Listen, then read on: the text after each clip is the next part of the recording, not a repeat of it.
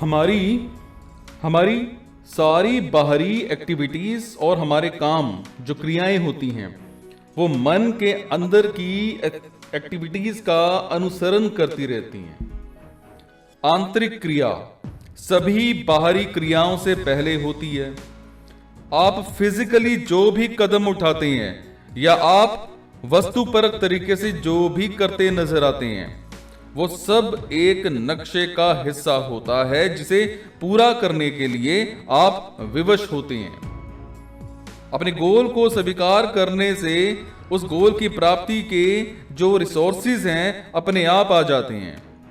और यकीन करें कि मन चाही चीज इसी समय आपके पास है और आप इसे पा लेंगे।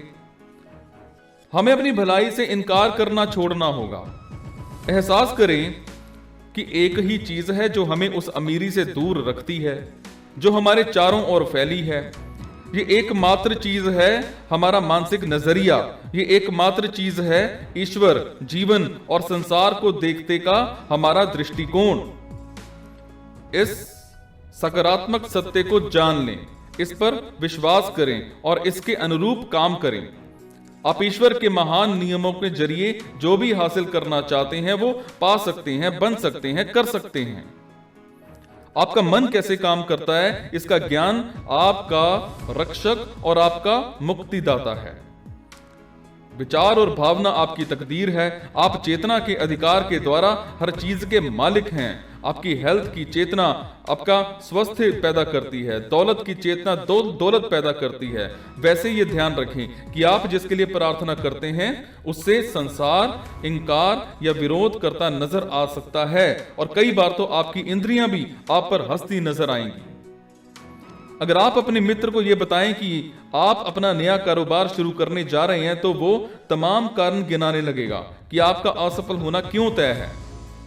अगर आप उसके सम्मोहन के जाल में फंस जाते हैं तो इससे आपके मन में असफलता का डर बैठ सकता है। लेकिन जब आप आध्यात्मिक शक्ति के बारे में जागरूक होते हैं जो एक है, अखंड है और आपके विचार पर प्रतिक्रिया करती है तो आप संसार के अंधकार और अज्ञान को अस्वीकार कर देंगे। तब आप ये समझ जाएंगे कि आपके पास सफल होने के सारे औजार, शक्ति और ज्ञान है। अमीरी के राजमार्ग पर चलने के लिए आपको दूसरों की राह में रोड़े या बाधाएं नहीं रखनी चाहिए, ना ही दूसरों के प्रति जलन या डर रखनी चाहिए।